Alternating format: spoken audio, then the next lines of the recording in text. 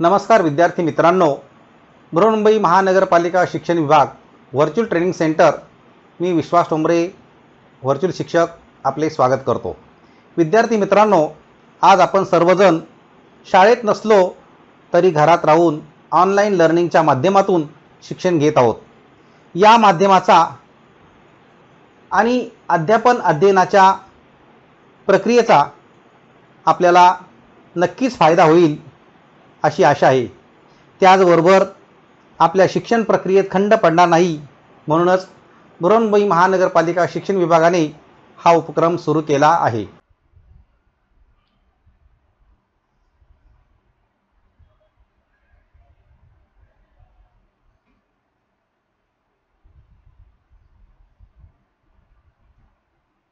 इयत्ता 10वी आपला विषय आहे मराठी कुमार भारती। यामध्ये आज आपण कविता पाठ क्रमांक 19, तू झालास मूक समाजाचा नायक, तू झालास मूक समाजाचा नायक, कवी आहेत जय. पवार यांची ही जी कविता आहे ती कविता आपण अभ्यासणार आहोत। प्रथम आपण या जय. पवार हे जे कवी आहेत त्यांचा परिचय करून घेऊया। कवीचं नाव आहे जयराम विठ्ठल पवार, जन्म 1943। जय. पवार म्हणून ते प्रसिद्ध आहेत। दलित पॅंथरचे सहसंपादक, दलित पॅंथरचे सहसंस्थापक, मराठी साहित्यिक, आंबेडकरी चळवळीचे अभ्यासक, भाष्यकार व विचारवंत आहेत।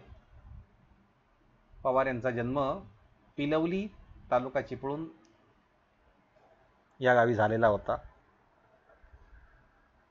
आंबेडकरी चळवळीतले ज्येष्ठ कार्यकर्ते ते, दलित पॅंथर आणि सम्य क्रांती या संघटनांचे ते प्रवर्तक आहेत। चळवळी संबंधी विविध वृत्तपत्रे, नियतकालिकांमध्ये त्यांनी लेखन केलेलं आहे। विद्रोही आणि धम्मलिपी नियतकालिकांचे ते संपादक आहेत। प्रबुद्ध भारतचे कार्यकारी संपादक, नामांतर, रिडल्स, एनरॉन, आरक्षण आदी सामाजिक चळवळीमध्ये सक्रिय सहभाग त्यांनी घेतलेला आहे। इंडियन रिपब्लिकन पार्टीचे मुंबई झोनचे ते अध्यक्षही होते।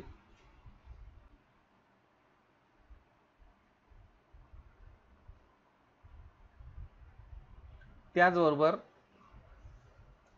तू झालास मूक समाजाचा नायक या कवितेमध्ये त्यांनी आपले विचार मांडलेले आहेत। त्यांच्या बाबतीत सांगायचं झालं तर एक प्रसिद्ध कवी, कादंबरीकार, 1966 नंतरच्या दलित साहित्य चळवळीतले प्रमुख लेखक, बलिदान ही कादंबरी, नाकेबंदी हा काव्यसंग्रह,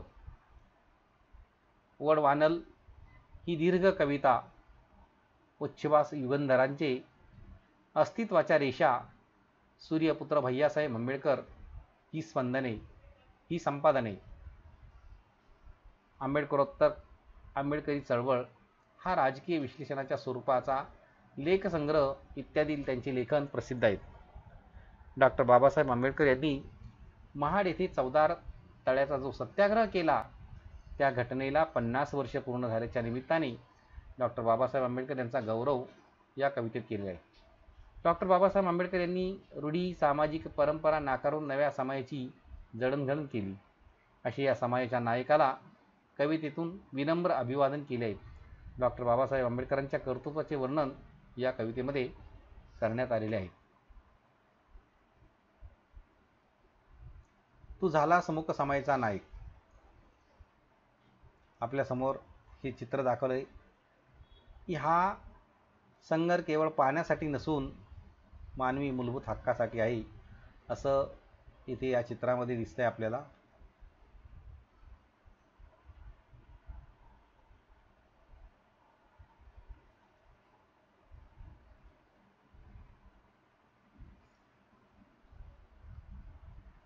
तू झालास मूक समाजाचा नायक, तू निघालास तेव्हा काळोखाचं राज्य होतं, सूर्यफुलांनी पाठ फिरवली होती, मळवाटे जायचे नाकारलेस तेव्हा खाच खळग्यांनी तुझे स्वागत केले, आणि झालास परिस्थितीवर स्वार आणि घडविलास नवा इतिहास। तू झालास मूक समाजाचा नायक आणि जागा केलास उभा बहिष्कृत भारत। तू फुंकलेस रणशिंग अगाध ज्ञानाच्या बळावर, तू तोडल्यास गुलामांच्या पायातल्या बेड्या आणि केलेस उभे चवदार तळ्याच्या काठावर. युद्धात जवानांना उभे करावे तसे तुझे शब्द जसे की महाकाव्य तुझ्या पायाजवळ गळून पडावीत. तुझा संघर्ष असा की काठ्यांच्या संगीने व्हाव्यात. तुझ्या डरकाळीने हादरलं आकाश, डचमळली पृथ्वी आणि बघता बघता चवदार तळ्याला आग लागली. आज 50 वर्षांनी अनुभवतोय. सूर्यफुले तुझा ध्यास घेत आहेत. बिगुल प्रतीक्षा करतोय. चवदार तळ्याचं पाणी तेही आता थंड झाले.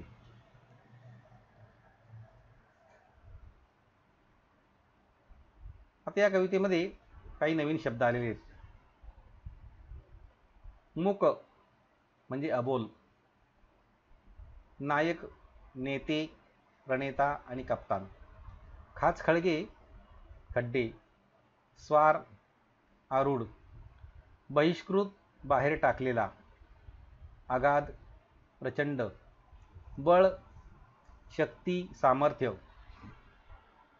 बेड्या, साखळ्या, जवान, सैनिक, संघर्ष, लढा, संगिनी, बंदुका, डरकाळी, वाघाची आरोळी, हादरणे, थरथरणे, डचमळली म्हणजे डळमळी झाली, प्रति म्हणजे वाट, ध्यास म्हणजे ओढ. आता या कवितेचा आपण भावार्थ पाहूया. तू झालास मुक समयाचा नायक. तू निघालास तेव्हा काळोखाचं राज्य होतं. सूर्यफुलांनी पाठ फिरवली होती. मळवाटेने जायचे नाकारलेस तेव्हा खाच खळग्यांनी तुझे स्वागत केले. आता ह्या ज्या कवितेच्या ओळी आहेत, या ओळीमध्ये काय अर्थ सांगितला आहे? हे महानायका, तू शोषित दीनदुबळ्यांसाठी लढा उभारायला निघालास तेव्हा काळोखाचे साम्राज्य होते. दुःख, दैन्य, दारिद्र्य व सामाजिक विषमता यांच्या अंधाराने शोषित वर्ग ग्रासून गेला होता. सतेज किरणांनी न्याहाळलेल्या उमेदीच्या सूर्यफुलांनी साथ दिली नाही. तू एकाकी होतास तरी डगमगला नाहीस. तू अंध रूढीच्या म्हणजे बुरसटलेले विचारांनी जायचे नाकारलेस. तुझ्या नव्या विचारांचा मार्ग खडतर होता. खड्ड्यांनी म्हणजे अनेक अडचणींनी तुझे तर स्वागतच केले. असं या हे जे कडवं आहे कवितेचं, त्याचा हा अर्थ इथे सांगितला आहे की मळवाटेने जायचे नाकारलेस तेव्हा खास काळजीने तुझे स्वागत केले. म्हणजेच काय की तू अंधरूढीच्या विचारांनी जायचे नाकारलेस तेव्हा तुझ्या नव्या विचाराचा मार्ग खडतर होता आणि खड्ड्यांनी तुझे म्हणजे जरी अडचणी आल्या तरी स्वागतच केलेले, असं या कडव्यामध्ये सांगितलेलं आहे.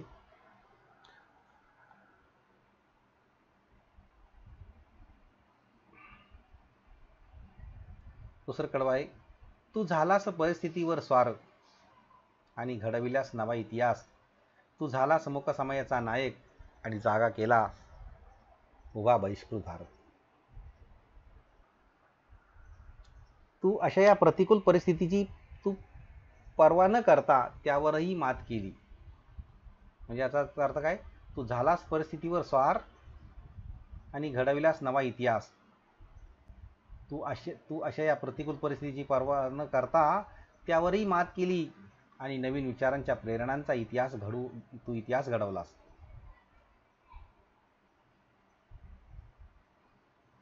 तू झालास मुक समयाचा नायक आणि जागा केलास उभा बहिष्कृत भारत.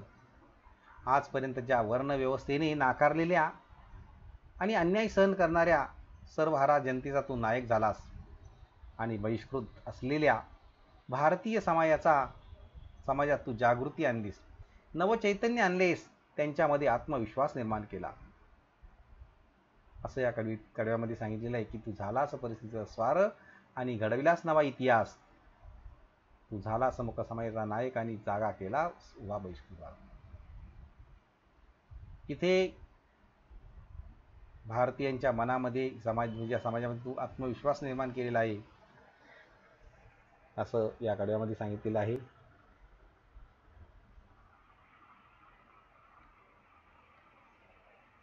तू फुंकलेस रणशिंग अगाध ज्ञानाच्या बळावर.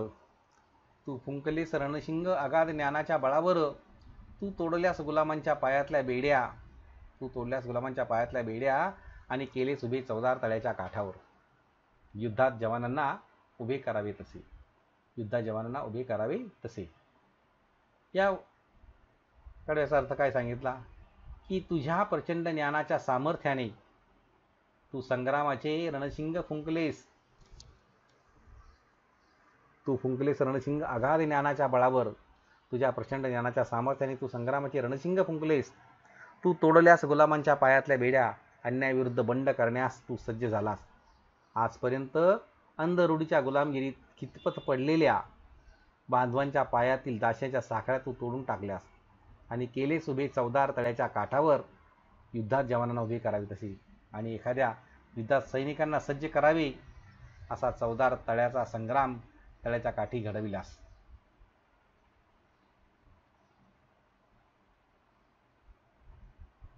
आणि मग त्यातूनच प्रेरणा दिली की शिका, संघटित व्हा आणि संघर्ष करा. पुढचं कडवं सांगतंय, तुझे शब्द जसे की महाकाव्य तुझ्या पायाजवळ गळून पडावीत. तुझा संघर्ष असा की काठ्यांच्या संगीने व्हाव्यात. तुझ्या डरकाळीने हादरला आकाश, डसमळली पृथ्वी आणि बघता बघता चवदार तळ्याला आग लागली.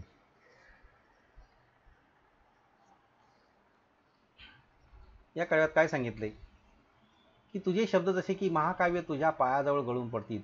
तुझ्या चरणी सर्व महाकाव्यांनी नतमस्तक व्हावे असे तुझे संघर्षमय शब्द होते. तुझा संघर्ष असा की काठ्यांच्या संगीने व्हाव्यात. तुझ्या बुलंद घोषणेमुळे म्हणजेच एकंदरीत तुझ्या हातातील सर्व काठ्या बंदुका होऊन बरसाव्यात. हातातील सर्व काठ्या बंदुका होऊन बरसाव्यात आणि तुझा संघर्ष असा तुझा संघर्ष होता. पुढे म्हणतात की तुझ्या बुलंद घोषणेमुळे आकाश हादरून गेले. तुझ्या डरकाळीने हादरलं आकाश, डचमळली पृथ्वी आणि बघता बघता चवदार तळ्याला आग लागली. तुझ्या बुलंद घोषणेमुळे आकाश हादरून गेले आणि पृथ्वी डचमळली म्हणजे पृथ्वी डळमळू लागली. पाहता पाहता चवदार तळ्याच्या पाण्याला आग लागली म्हणजे चवदार तळ्याचा संघर्ष सुरू झाला. चवदार तळ्याच्या पाण्याला आग लागली याचा अर्थ काय झाला की चवदार तळ्याच्या पाण्याला आग लागली म्हणजे काही कोणी पाणी पेटवून दिलं का? नाही. याचाच अर्थ त्या ठिकाणी त्या चवदार तळ्याचा संघर्ष सुरू झाला. पाण्यासाठी जो संघर्ष होता, जो लढा होता तो सुरू झाला आहे. आणि म्हणून म्हटलं की पाहता पाहता चवदार तळ्याला आग लागली.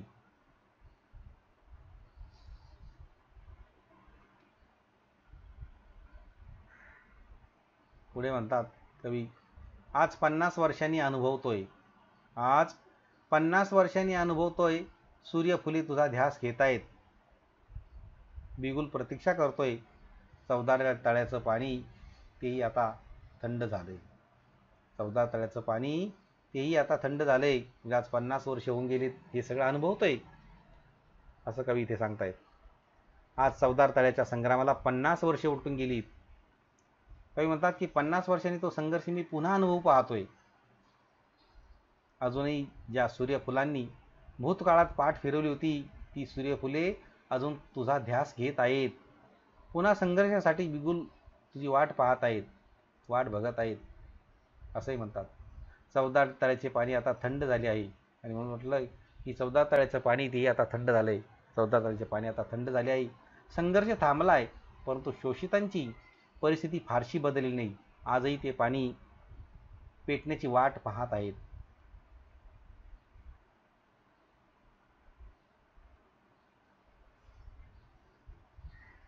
आता त्या कवितेमध्ये आणखी काही वाक्प्रचार सुद्धा आहेत. आपण त्या कवितेचा काही कडी होती याचा भावार्थ पाहिला आहे. पाठ फिरवणे म्हणजेच काय, वंचित ठेवणे. पाठ फिरवणे याचा अर्थ काय झाला, वंचित ठेवणे. स्वागत करणे मानाने किंवा आदराने एखाद्या व्यक्तीला म्हणणे. बहिष्कृत करणे म्हणजे बाहेर ठेवणे. बेड्या तोडणे, स्वतंत्र होणे. बेड्या तोडणे म्हणजे काय, स्वतंत्र होणे. ध्यास घेणे, ध्यास घेणे म्हणजे एखाद्या गोष्टीची ओढ लागणे. एखाद्या गोष्टीची ओढ लागणे. आता इथे काही प्रश्न असे आहेत की कृती आकलनावर आधारित काही प्रश्न आहे. डॉक्टर बाबासाहेब आंबेडकरांनी नाकारलेली गोष्ट मळवाट. डॉक्टर बाबासाहेब आंबेडकरांचे स्वागत करणारे खाचखळगे. आणि डॉक्टर बाबासाहेब आंबेडकरांनी केलेली कार्य, परिस्थितीवर मात करून नवा इतिहास घडवला. मूक समाजाचे नेतृत्व केले. बहिष्कृत भारत जागा केला आणि चवदार तळ्याचा संग्राम केला. असं ही आकृती पूर्ण करण्यासाठी होती. त्यानंतर पुढचा प्रश्न असा आहे की कृती आकलनावरच आधारित आहे. चवदार तळ्याच्या घटनेनंतरच्या 50 वर्षात वातावरणात झालेल्या बदलाचे वर्णन करणाऱ्या ओळी लिहा. ही 50 वर्षानंतरचं वातावरणात जो बदल झाला त्याच्या ओळी सांगितल्यात. आणि तिथे 50 वर्षापूर्वीची परिस्थिती आणि 50 वर्षानंतरची परिस्थिती सांगितली. 50 वर्षापूर्वी सूर्यफुलांनी पाठ फिरवली होती. 50 वर्षांनंतरच्या मध्ये सूर्यफुले ध्यास घेत आहेत. पूर्वी रणसिंग फुंकले होते, नंतर त्याच्यात आता बिगुल वाट पाहत आहेत. पूर्वीमध्ये चवदार तळ्याचे पाणी पेटले होते आणि नंतर आता चवदार तळ्याचे पाणी थंड झाले आहे. अशा प्रकारचे हे प्रश्नसुद्धा आपल्याला विचारले जातात. पुढचा प्रश्न चौकटी पूर्ण करा. इथे मी म्हणजे उत्तरंसुद्धा दिलेली आहे. लाल रंगामध्ये मूक समाजाचे नायक डॉक्टर बाबासाहेब आंबेडकर, पाठ फिरवणारी सूर्यफुले, आगाध ज्ञानाच्या बळावर फुंकलेले रणसिंग, संपूर्ण जागृत केलेला बहिष्कृत भारत, डॉक्टर बाबासाहेब आंबेडकरांच्या पायाजवळ गळून पडणारी महाकाव्य, डॉक्टर बाबासाहेब आंबेडकरांच्या डरकाळीने डळमळलेले आकाश आणि पृथ्वी, अजूनही प्रतीक्षा करणारा बिगुल. सदर कविता या काव्यसंग्रहातून घेतली आहे. नाकेबंदी. पुढे आहे पुढची कवितेतील ओळींचा अर्थ लिहा. कवितेतील ओळींचा अर्थ लिहायचा आहे. तू झाला समूक समाजाचा नायक आणि जागा केला सुहा बहिष्कृत भारत.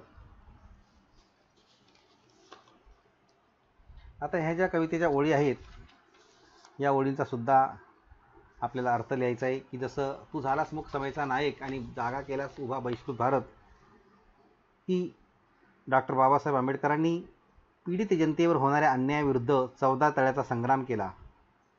अन्याय सहन करणाऱ्या मूक जनतेचे ते महानायक ठरले. बहिष्कृत असलेल्या दबलेल्या समाजाला त्यांनी नवचैतन्य देऊन जागृत केलं. असं या पहिल्या 2 ओळीचा अर्थ झालेला आहे.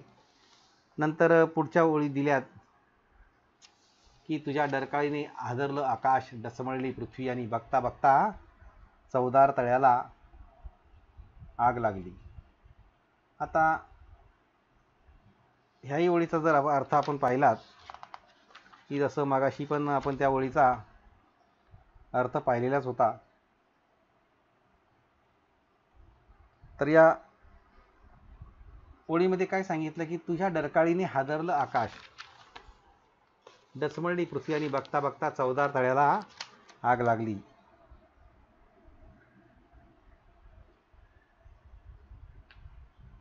म्हणजे तुझ्या या आवाजाने, बुलंद आवाजाने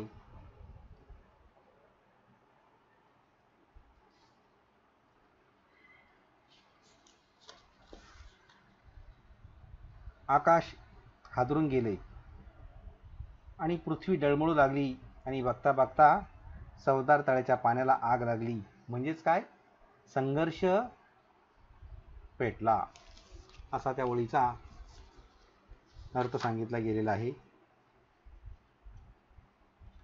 पुढची कृती आहे डॉक्टर बाबासाहेब आंबेडकरांची कवितेतून जाणवलेले कर्तृत्व तुमच्या शब्दात लिहा.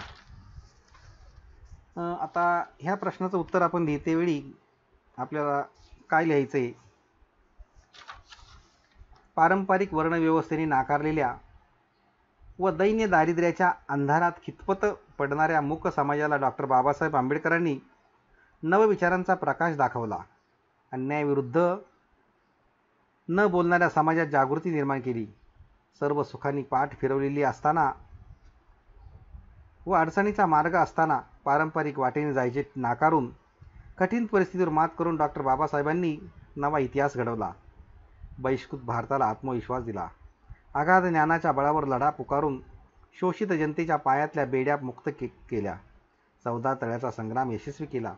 अशा प्रकारे पीडित व शोषित समाजाला सन्मानाने जगायला शिकवले, असं आपण या कवितेमध्ये लिहू शकतो की बाबासाहेबांनी काय केलं,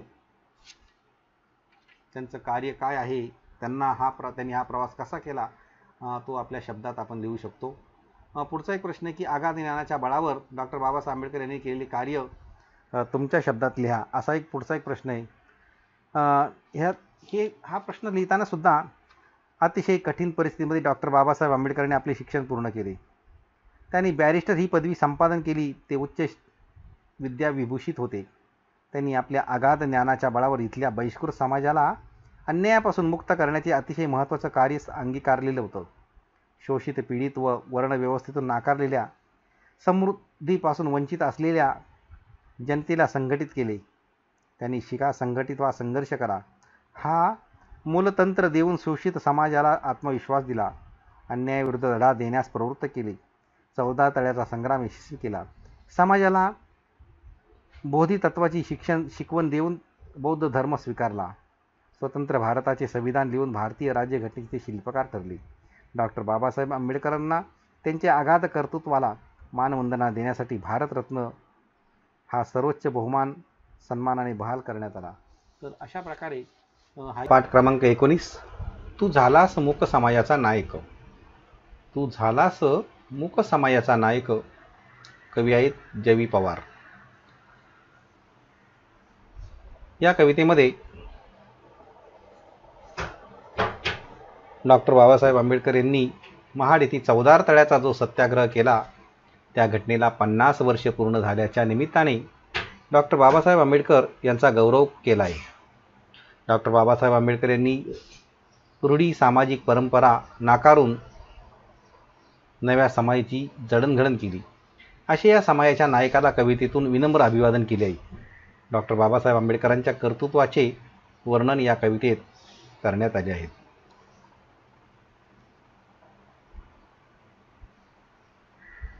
आता या कवितेमध्ये कवी काय म्हणतात? तू निघालास तेव्हा काळोखाचं राज्य होतं. तू निघालास तेव्हा काळोखाचं राज्य होतं. सूर्यफुलांनी पाठ फिरवली होती. सूर्यफुलांनी पाठ फिरवली होती. तू निघालास तेव्हा काळोखाचं राज्य होतं.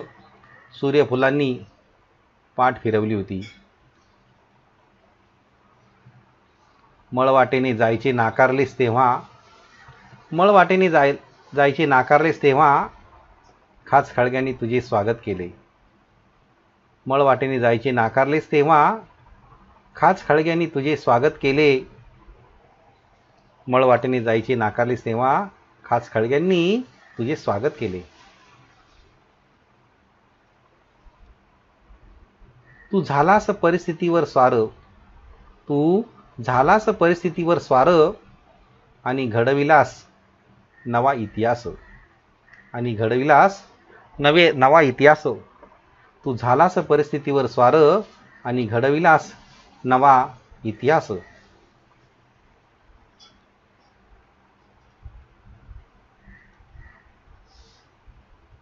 तू झालास मूक समाजाचा नायक. तू झालास मूक समाजाचा नायक आणि जागा केलास उभा बहिष्कृत भारत. आणि जागा केलास उभा बहिष्कृत भारत. तू झालास मूक समाजाचा नायक आणि जागा केलास उभा बहिष्कृत भारत.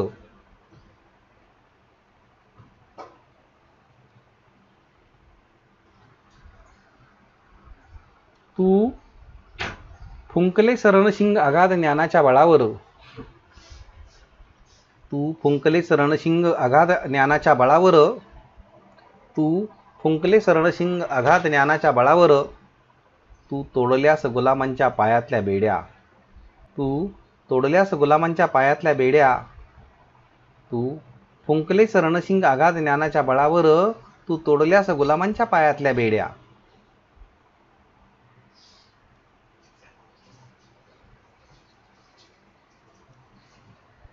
आणि केलेस उभे 14 तळ्याच्या काठावर. आणि केलेस उभे 14 तळ्याच्या काठावर. युद्धात जवानांना उभे करावे तसे. युद्धात जवानांना उभे करावे तसे. आणि केलेस उभे 14 तळ्याच्या काठावर. युद्धात जवानांना उभे करावे तसे.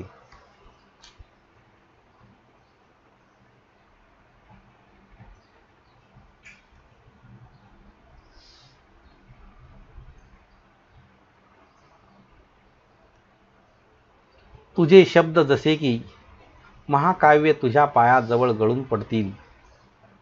तुझे शब्द जसे की महाकाव्य तुझ्या पायाजवळ गळून पडतील. तुझे शब्द जसे की महाकाव्य तुझ्या पायाजवळ गळून पडतील. तुझे शब्द जसे की महाकाव्य तुझ्या पायाजवळ गळून पडावीत.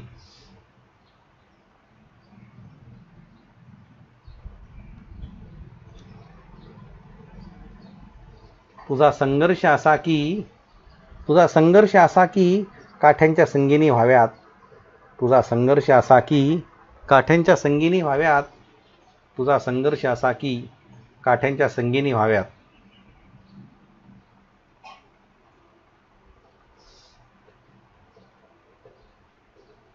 तुझ्या डरकाळीने हादरलं आकाश डचमळली पृथ्वी. तुझ्या डरकाळीने हादरलं आकाश डचमळली पृथ्वी. आणि बघता बघता चवदार तळ्याला आग लागली. तुझ्या डरकाळीने हादरलं आकाश डचमळली पृथ्वी. आणि बघता बघता चवदार तळ्याला आग लागली.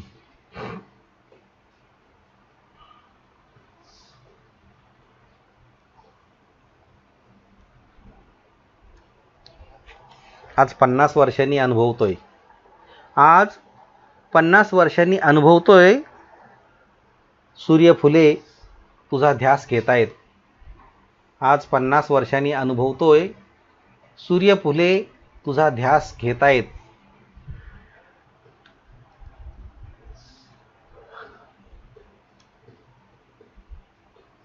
बिगुल प्रतीक्षा करतोय. चवदार तळ्याचं पाणी तेही आता थंड झालंय. चवदार तळ्याचं पाणी तेही आता थंड झालंय. बिगुल प्रतीक्षा करतोय. चवदार तळ्याचं पाणी तेही आता थंड झालंय. चवदार तळ्याचं पाणी तेही आता थंड झालंय. या घटकाची बरीचशी माहिती देण्याचा प्रयत्न करण्यात आलेला आहे. आपणही या घटकाचे व पाठाचे वाचन करायचे आहे आणि पाठ्यपुस्तकात दिलेले जे प्रश्न आहेत त्या प्रश्नांची उत्तरं सोडवायची आहेत. त्याचबरोबर आपल्याला मी काही प्रश्नसुद्धा दिलेले आहेत ते प्रश्नसुद्धा आपण सोडवायचे आहेत. आणि याबरोबरच या पाठाच्या आपल्या प्रतिक्रिया आपण बृहन्मुंबई महानगरपालिकेच्या यूट्यूब चॅनलवर जरूर कळवायच्या आहेत. धन्यवाद.